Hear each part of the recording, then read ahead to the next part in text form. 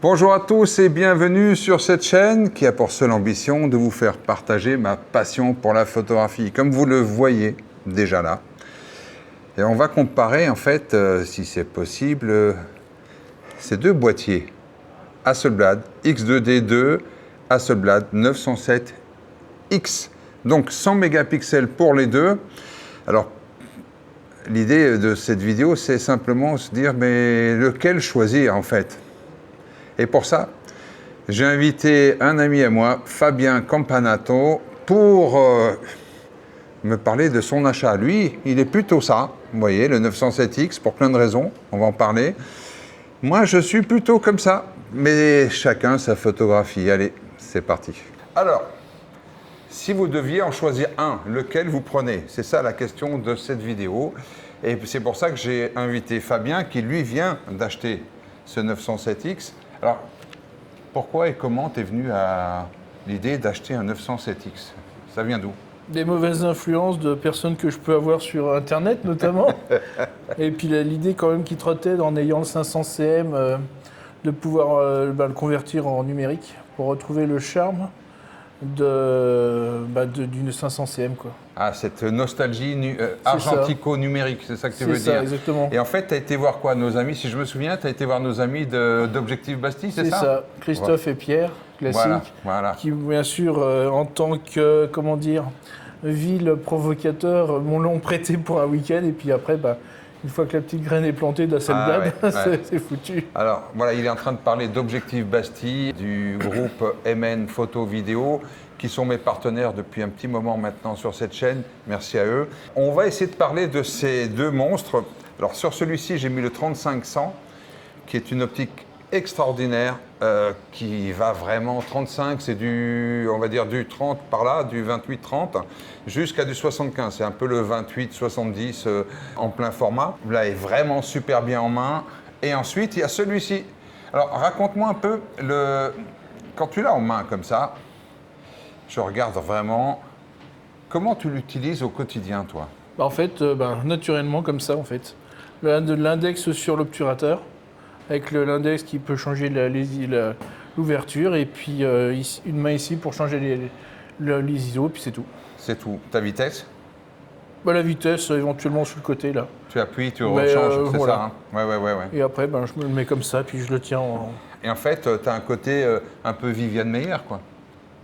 On retrouve le viseur cheminée. Et donc toi, tu me mets autour du cou, comment ça se passe? Oui, je l'ai toujours autour du cou. Vas-y, montre-moi. Donc toi, tu l'as là. Voilà, et on vise comme ça directement depuis le dessus. Génial. Ou alors juste à la taille. En fait, je le détache un peu comme ça en le tenant, et je l'ai comme ça à la taille, je vise comme ça à l'arrache. Ok, alors, grande différence entre les deux, l'autofocus continu. Quid de l'autofocus continu? Moi, j'aime le X2D2, il a un peu ma préférence, mais parce que aussi, je suis photographe plus de l'instant, qui va très vite, etc. Donc, j'ai l'habitude d'avoir des SL, Leica SL ou du Sony avec cette même prise. Sauf que là, j'ai un moyen format qui est assez extraordinaire. Alors, pour tous ceux qui nous regardent maintenant, allez voir les vidéos, j'en ai fait plein à Rabat sur le 907X ou sur le X2D2. Pour tout ce qui est technique, on ne va pas parler de ça maintenant. Ma vraie question, c'est, pour aider un peu tous ceux qui nous suivent, c'est pourquoi tu as choisi celui-là et pourquoi tu n'as pas choisi celui-là, par exemple? Alors, pour être honnête, comme j'ai déjà du Fuji en moyen format, je voulais me décaler complètement de ce que j'avais en Fuji et puis retrouver en fait le charme de l'objet. Parce que faut reconnaître qu'il a de la gueule, quoi. Oui, c'est sûr. Fabien, en fait, il fait partie des gens que je connais dans mes masterclass, que je vois souvent. Il est atteint d'une maladie. C'est pas grave, hein, on en guérit. Hein, c'est le GAS, Gear Acquisition Syndrome. J'en ai parlé dans une autre vidéo. Est-ce que tu as ce sentiment d'être atteint de cette maladie? Oui, mais ça ne se soigne pas. Hein. Contre toute attente. Alors, raconte-moi, qu'est-ce que tu as dans ta besace chez toi? Tu as quoi? Maintenant, tu as un 907X. Tu viens d'acheter le 90, si Là, je viens de prendre le 90. Tu as le 55? 55-2.5. Voilà, qui est extraordinaire. Hein. Et ensuite, chez Fuji, j'ai GFX 102 avec 51.7, 81.7, 110.2 et le GFX 100 RF. Et sinon, en plein format, tu es Et sur en Canon, plein format, toi, je suis sur Canon. chez les rouges. Voilà. D'accord. R5, R5.2, R3, R1. Ah oui, d'accord. Mais quand tu te balades avec tout, ça commence à faire du poids quand même. Hein. Voilà, donc il fait partie des gens qui ont une vraie passion de la photo.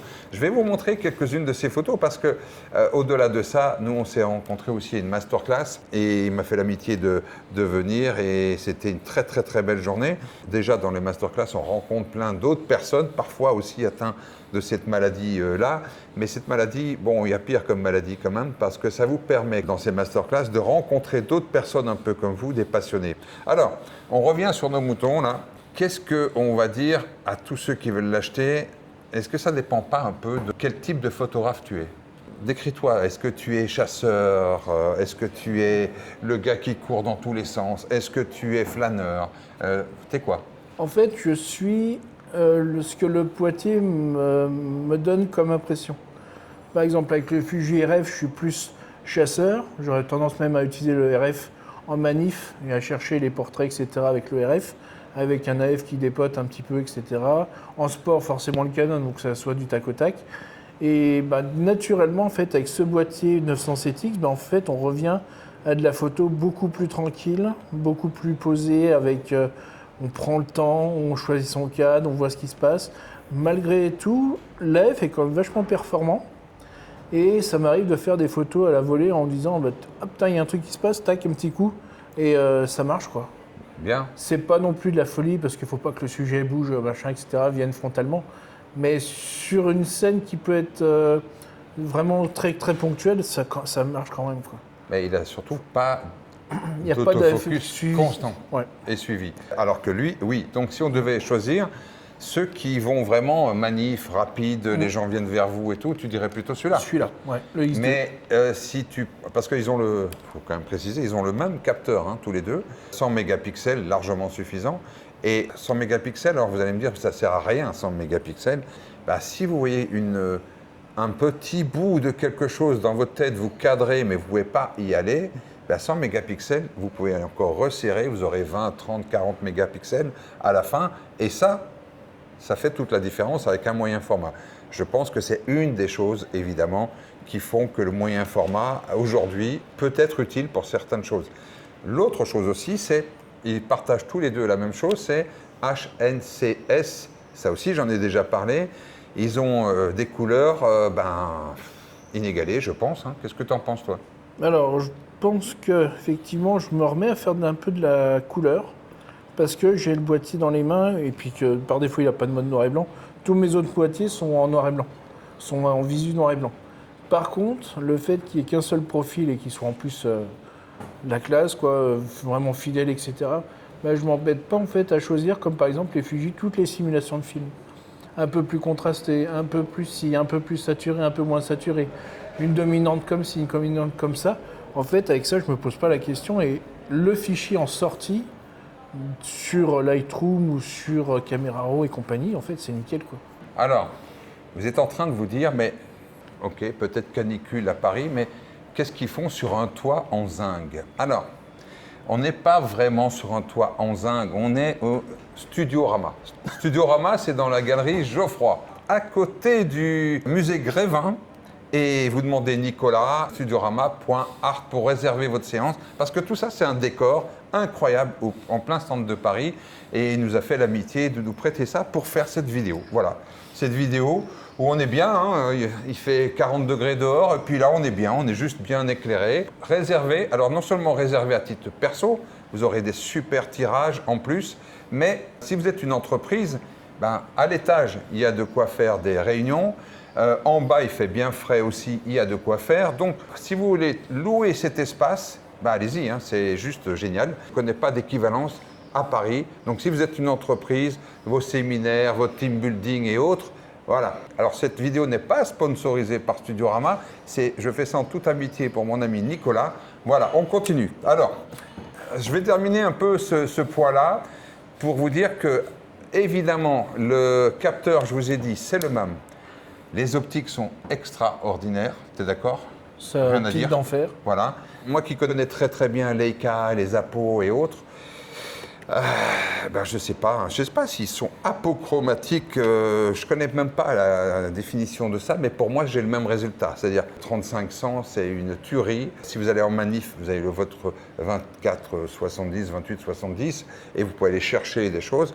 Et autofocus continu, et etc. sur le X2D2. Plus la stable. Ah ouais, du capteur. bravo, bravo. Alors, j'ai déjà parlé dans ma première vidéo sur ce boîtier-là de cette stab. J'ai fait évidemment ma première photo avec ça parce que j'étais un peu dubitatif. C'était 4 secondes à main levée, moulin rouge. Bon, maintenant, depuis, vous l'avez vu, cette photo, je vous la remets là vite fait. Juste comme ça, vous respirez un peu, hop, et vous avez des photos incroyables. Si vous faites du paysage, des effets et autres, ça ouvre des perspectives incroyables.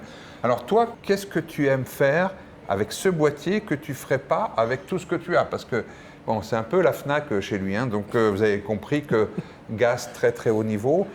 Qu'est-ce que ça te donne comme super pouvoir? Est-ce que tu as un sentiment de super pouvoir avec ce boîtier? Peut-être un peu plus discret au niveau utilisation, parce que déjà, c'est pas une forme appareil photo avec la poignée, la protubérance au-dessus du viseur. T'as pas pris, j'ai vu que tu n'as pas pris la poignée sur le côté. Je veux vraiment pouvoir le garder en fait comme ça dans la main et vraiment déclencher d'un doigt dans le coin, quoi. Il n'y a pas de... Après, on peut faire des photos avec tous les appareils, mais toujours pareil, le charme de ce truc-là, quoi. Il n'y a rien à faire. Et puis, par contre, il ne faut pas vouloir être discret, c'est comme se balader avec une ferraille. Ah, nice caméra un petit peu à tous les coins de rue, quoi. Avec ça, personne ne m'arrête, hein, je peux vous dire. Ils ne savent même pas ce que c'est le côté Hasselblad. Par contre, celui-là, c'est vrai que la visée comme ça, nice caméra, c'est une vieille caméra, etc. etc. On est d'accord. Alors, le prix. Le prix, c'est 2 fois la même chose, en fait. Hein. C'est l'équivalent. Hein. C'est quasi les 2 mêmes prix. Donc, ce n'est pas le prix qui va vous faire choisir entre l'un ou l'autre. Tu es d'accord? Ah non, pas du tout. Voilà. Mais pourquoi tu n'achètes pas les 2, d'ailleurs? Parce que là, tu es tranquille, tu es le pêcheur tranquille au bord d'eux.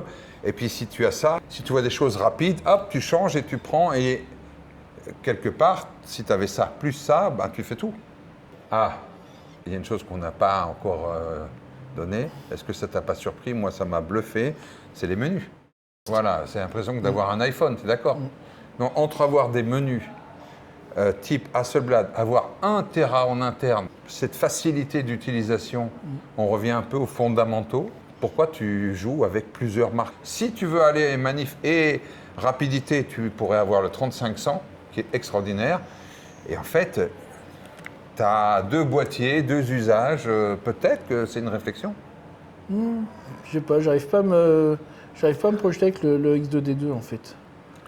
Je suis tellement calé sur mon GFX 102, après c'est un truc un petit peu à la con, c'est que j'ai fait plusieurs voyages en Asie, 3 années de suite, où en fait j'avais le même boîtier à chaque fois, le même rendu Fuji, et du coup je me suis habitué à ce rendu que j'utilise systématiquement. Si je veux retrouver le même rendu à chaque voyage, il faut que j'ai une certaine constance et il faut que je garde ce boîtier, cette gamme Fuji.